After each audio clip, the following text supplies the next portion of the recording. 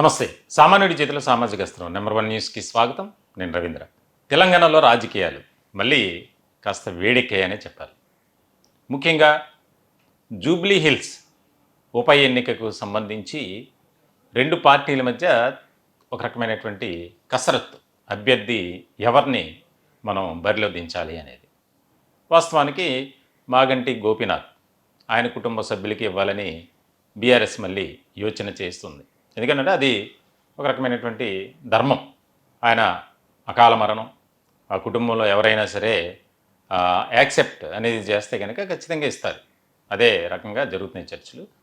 Congress party కూడా ఎలా అయినా సరే మనం హైదరాబాద్లో మన జెండా పాతాలి అని వారు ఆలోచన చేస్తున్నారు. ఇటువంటి క్రమంలో గులాబీ పార్టీలో ఒక కీలకమైనటువంటి పరిణామం చోటు చేసుకోబోతుంది. చాలా చాలా చాలా ముఖ్యమైనటువంటి అంశం ఇది. కల్వకుంట్ల చంద్రశేఖరరావు ఆయన రాజకీయ జీవితాన్ని కనుక ఒకసారి మనం పరిశీలిస్తే తెలంగాణ ఉద్యమం కానించి ఆయన ఉవ్వెత్తున లేచారు. దానికి సంబంధించి పార్టీని ఎంతో బలమైనటువంటి స్థాయిలో తీసుకువెళ్ళారు. గతంలో కూడా దేశ రాజకీయాల్లో చక్రం తిప్పారు అప్పుడున్నటువంటి పరిస్థితుల నేపథ్యంలో.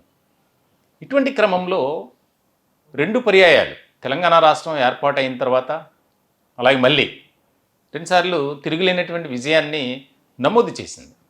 ఎక్కడ కూడా గులాబీ పార్టీ అనేవారు తప్ప హస్తం పార్టీకి అంత ఆదరణ లేదు తెలంగాణలో.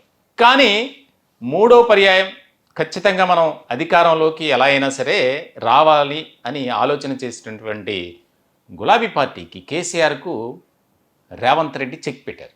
అది అంత చాలా వ్యూహాత్మకమైనటువంటి రీతిలో నడిచింది. ఇటువంటి క్రమంలో అధికారం కోల్పోవటం, తర్వాత ఒకదాని తర్వాత ఒకటి వరుసగా వారిని ఇబ్బందులకు గురి చేసేటువంటి అంశాలు వెలుగులోకి వస్తూనే ఉన్నాయి.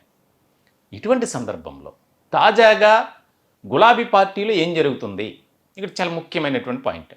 కల్వకుంట్ల కవిత ఎమ్మెల్సీ ఆమె గులాబీ పార్టీ నుంచి బయటకు వచ్చే ఆలోచన చేస్తున్నారట. తెలంగాణ రాజకీయాల్లో ముఖ్యంగా గులాబీ పార్టీలో రెండు విభాగాలు చాలా ముఖ్యమైనటువంటి తెలంగాణ జాగృతి అలాగే బీఆర్ఎస్వి. ఈ రెండు కూడా ముఖ్యమైనటువంటి విభాగాలు. తెలంగాణ జాగృతి అంటే దానికి సంబంధించి కవితనే దాన్ని లీడ్ చేస్తున్నారు. బీఆర్ఎస్వి అంటే అక్కడ ఉన్నటువంటి పరిస్థితుల నేపథ్యంలో కొంత యూత్ అనేది ఎక్కువగా దాన్ని లీడ్ చేస్తుంది, విద్యార్థులకు సంబంధించినటువంటి విభాగం. ఇలాంటి క్రమంలో హైదరాబాద్ కేంద్రంగా ఈ రెండు విభాగాల్లో ఒకే రోజు మీటింగ్ జరిగింది. కవిత ఆధ్వర్యంలో లీడర్ అనేది ఒక రకమైనటువంటి పాయింట్గా పెట్టుకొని ముఖ్యాంశంగా దానికి సంబంధించి యువత రాజకీయాల్లో ఎలా రావాలి, ఎలా సక్సెస్ అవ్వాలి అనేది ఒక వర్క్షాప్ లాగా పెట్టారు.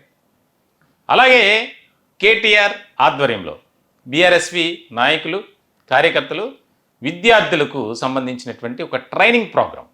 రెండు ఒకే రకమైనటువంటివి. కానీ అక్కడ ఇద్దరి మధ్య ఒక ఆధిపత్య పోరు అనేది కనిపించింది. ఖచ్చితంగా కవిత కేటీఆర్ మధ్య కాస్త గ్యాప్ అనేది ఏర్పడింది. అది ఎందుకు ఏర్పడింది, ఏ రకమైనటువంటి పరిస్థితుల్లో వచ్చింది అనేది ఒక రకమైనటువంటి చర్చ జరుగుతుంది. ఎప్పుడైతే ఢిల్లీ లిక్కర్ స్కామ్ కేసులో నిందితురాలిగా జైల్లో ఉన్నటువంటి సందర్భంలో ఆమెకు బ్యాక్ అండ్ సపోర్ట్ ఉండి బెయిల్ కోసం విశ్వ ప్రయత్నాలు చేసింది కేటీఆర్ అలాగే హరీష్ రావు. ఆ బాధ్యతను కేసీఆర్ వీరికి అప్పచెప్పారు. సరే, అక్కడి వరకు బాగానే ఉంది. ఆమె జైలు నుంచి వచ్చారు. బయట ఉన్నటువంటి సందర్భంలో ఆ యొక్క కార్యక్రమాల ద్వారా ప్రజల్లోకి వెళ్ళాలి అనుకున్నటువంటి టైంలోనే కేటీఆర్ అడ్డుపడ్డారు, కవితను బ్రేక్ చేశారు అనేది ఇక్కడ రాజకీయ వర్గాల్లో బాగా చర్చ నడుస్తుంది. వాస్తవంగా ఒక సుదీర్ఘమైనటువంటి అనుభవం కలిగిన రాజకీయ నాయకుడిగా కేసీఆర్కు మంచి పేరుంది. అటువంటి వ్యక్తి, అటువంటి నాయకుడు ఇప్పుడు ఏ రకమైనటువంటి పరిస్థితుల్లోకి వెళ్ళిపోయారు? ఒక పక్కన అనేక రకాలుగా కేసులు.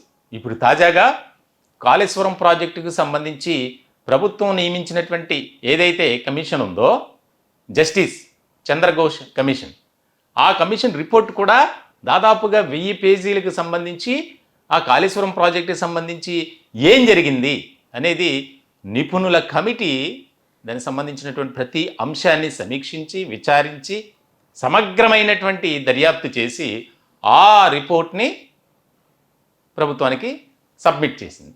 ఇప్పుడు ఈ రిపోర్ట్ను ఆధారంగా చేసుకుని ఎవరిపై ఎలాంటి చర్యలు తీసుకుంటారో కీలకమైనటువంటి పరిణామం.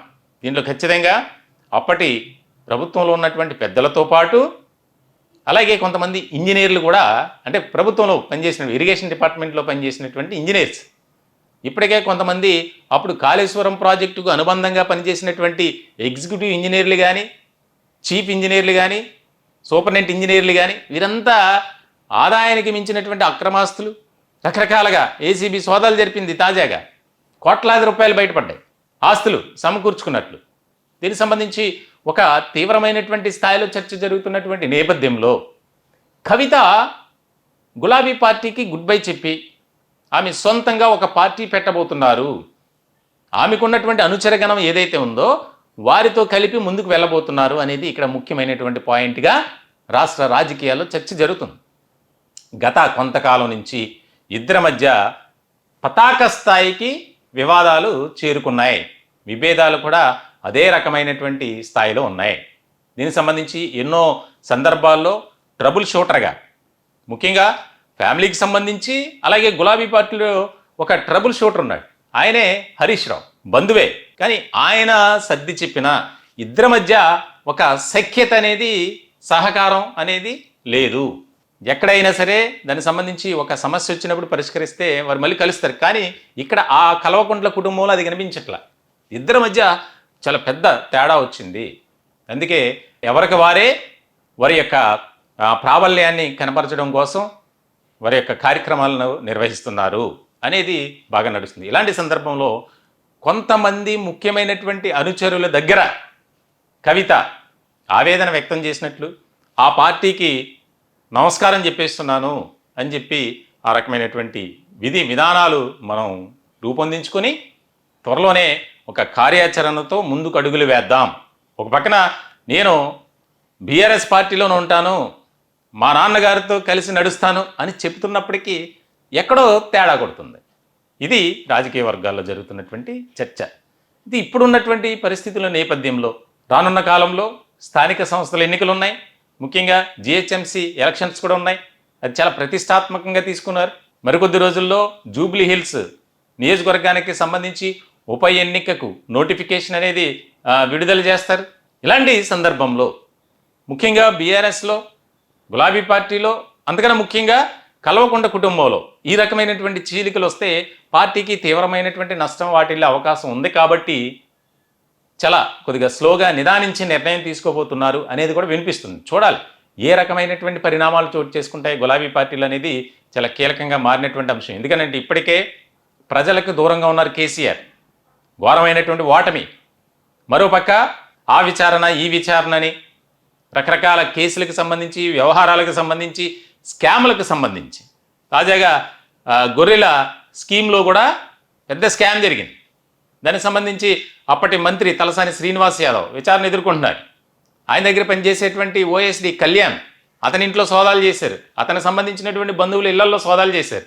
మరి ఇటువంటి క్రమంలో ఒక కీలకమైనటువంటి చర్చ జరుగుతుంది. ఖచ్చితంగా కాళేశ్వరం ప్రాజెక్టు అంశానికి సంబంధించి తాజాగా చంద్రఘోష్ కమిటీ ఇచ్చినటువంటి ఏదైతే ఆ నివేదిక ఉందో దాన్ని బేస్ చేసుకొని చర్యలు తీసుకుంటారు అనేది బాగా స్పష్టమవుతున్నటువంటి తరుణంలో ఒక పక్కన కవిత వ్యవహారం, మరోపక్క కేటీఆర్ వ్యవహారం పెద్ద తలనొప్పిగా మారింది కేసీఆర్కి. దీనికి సంబంధించి మరి త్వరలో ఎటువంటి నిర్ణయం తీసుకోబోతుంది కవిత అనేది కూడా చాలా ముఖ్యమైనటువంటి పరిణామం. బీఆర్ఎస్కు గుడ్ బై చెప్పే ఆలోచనలో కవిత ఉన్నారా, లేదంటే పార్టీలో ఉంటూ తన ఆధిపత్య పోరైనది కనబరుస్తారా, లేదా సొంత పార్టీ పెట్టుకుంటారా అనేది మీ అభిప్రాయాన్ని కూడా కామెంట్ రూపంలో తెలియజేయండి. దయచేసి మా ఛానల్ని సబ్స్క్రైబ్ చేసుకోండి. Thank you.